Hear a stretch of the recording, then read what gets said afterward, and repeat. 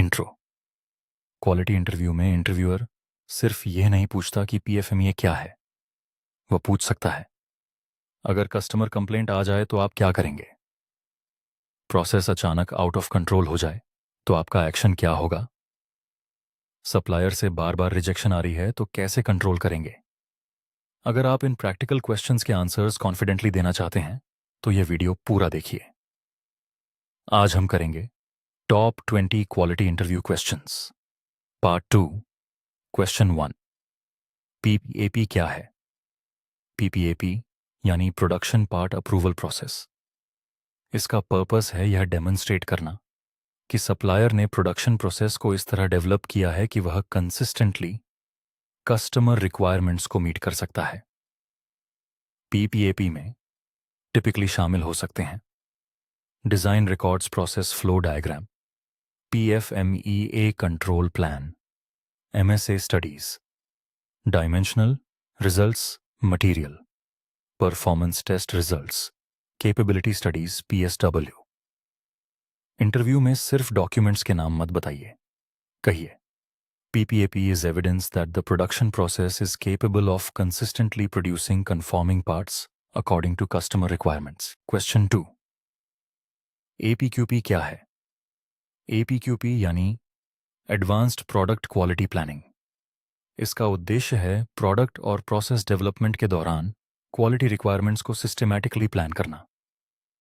Simple flow, requirement, product design, process design, validation, feedback and improvement. अगर interviewer पूछे एपीक्यूपी और पीपीएपी में डिफरेंस क्या है, तो बोलिए APQP is the planning framework, PPAP is the submission approval evidence demonstrating production readiness.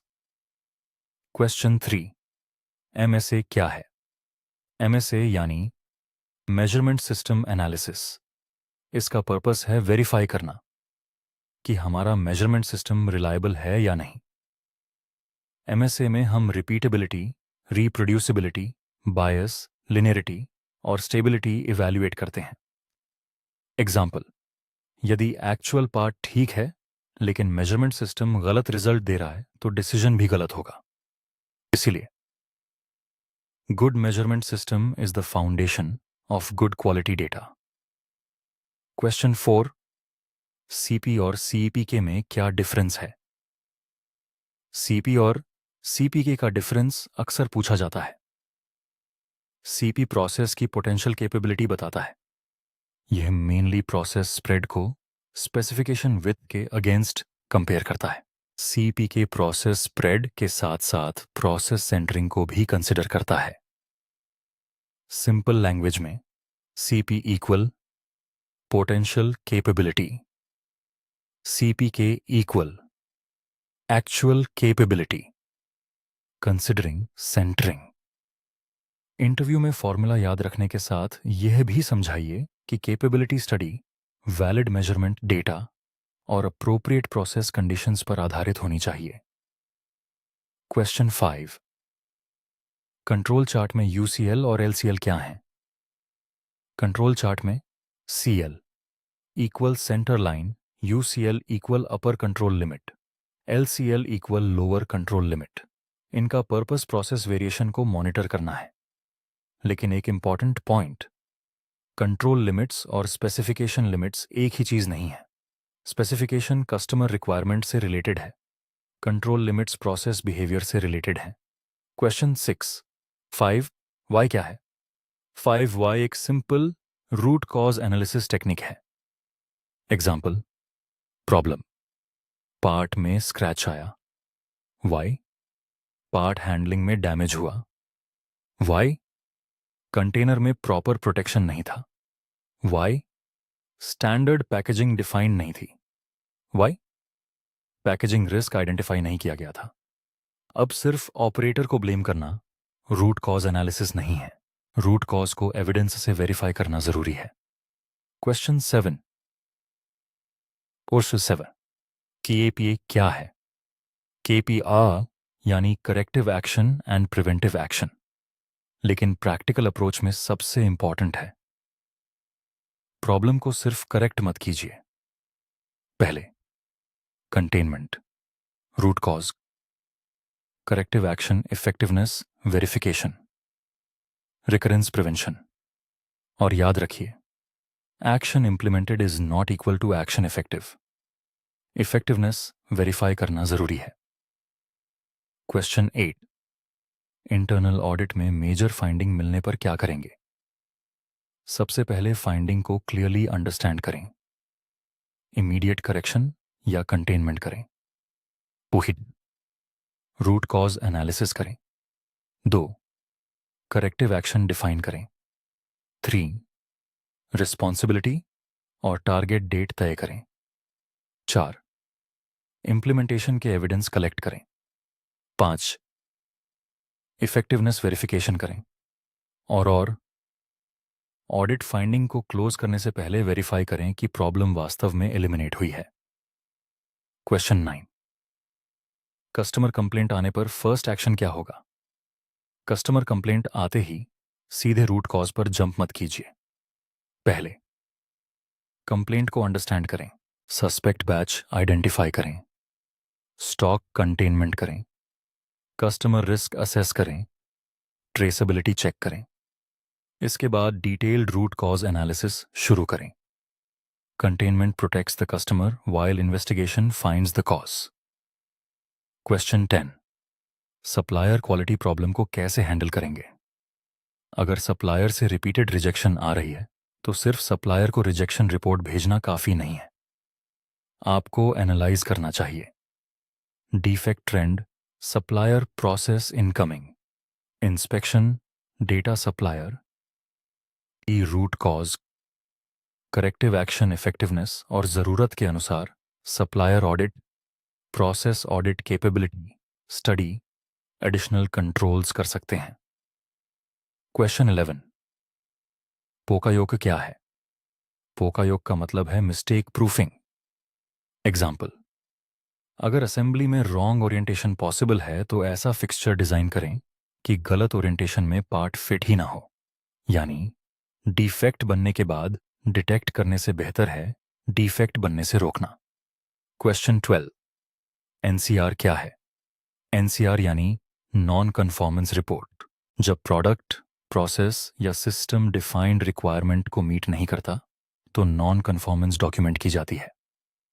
लेकिन एनसीआर का पर्पस सिर्फ डॉक्यूमेंटेशन नहीं है। इसके साथ containment, root cause, corrective action verification भी जरूरी हो सकते हैं।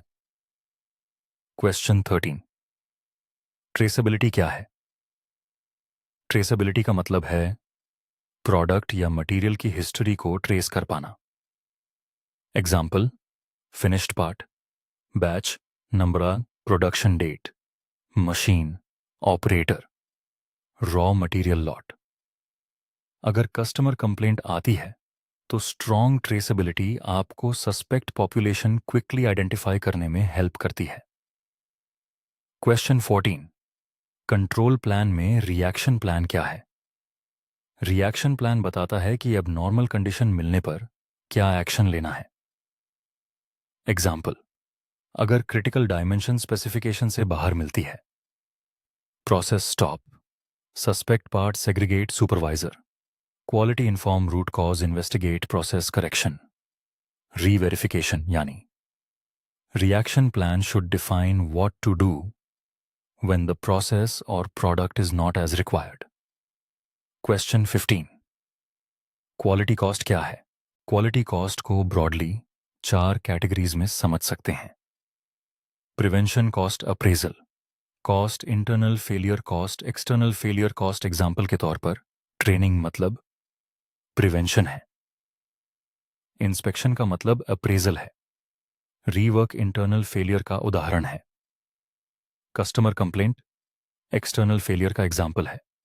स्ट्रॉन्ग क्वालिटी सिस्टम का गोल है फेलियर कॉस्ट को रिड्यूस करना by increasing effective prevention. Question 16, why should we hire you? ये क्वेश्चन बहुत इंपॉर्टेंट है। सिर्फ ये मत बोलिए because I am hard working.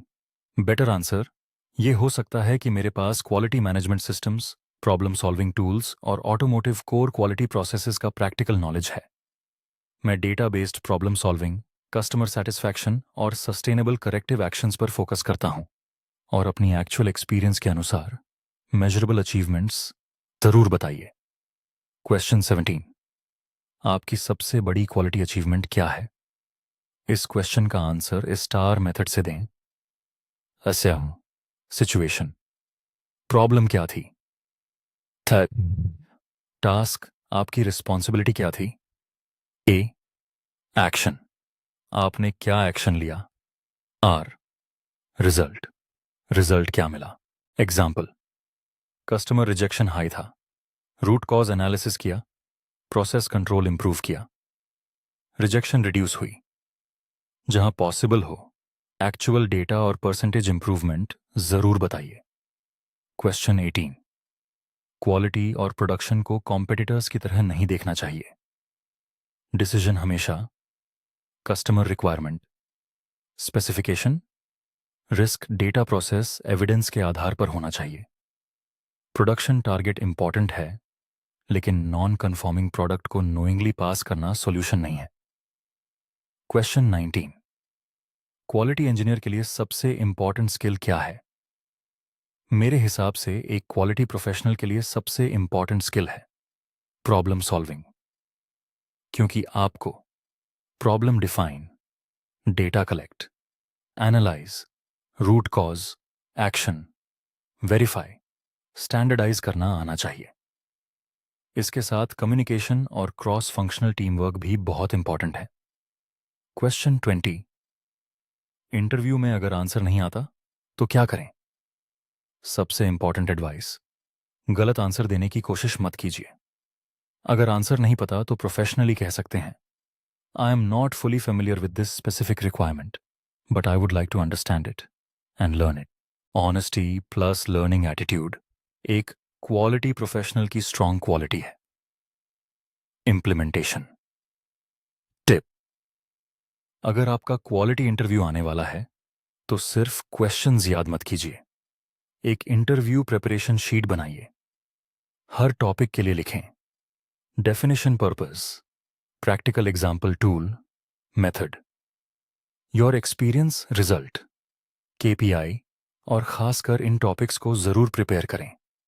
एपीक्यूपी, PPAP, PFMEA, control plan, MSA, SPC, 8D, CAPA, 7QC tools, IATF 16949, customer complaint, root cause analysis. Quality interview में interviewer यह जानना चाहता है कि क्या आप सिर्फ क्वालिटी की डेफिनेशन जानते हैं या वास्तविक प्रॉब्लम को सॉल्व भी कर सकते हैं। इसलिए अपने आंसर्स में हमेशा knowledge plus practical example plus problem solving plus result दिखाने की कोशिश करें। यह video quality engineers, senior quality engineers, supplier quality engineers, customer quality engineers, quality managers और ऑटोमोटिव प्रोफेशनल्स के लिए बहुत ज़रूरी है। वीडियो को लाइक करें, क्वालिटी इंडिया को सब्सक्राइब करें, अपने क्वालिटी कॉलीग्स के साथ शेयर करें, कमेंट करें। क्वालिटी इंटरव्यू पार्ट 3, अगली video quality manager interview, top 15 questions and best answers. सीखते रहिए, आगे बढ़ते रहिए।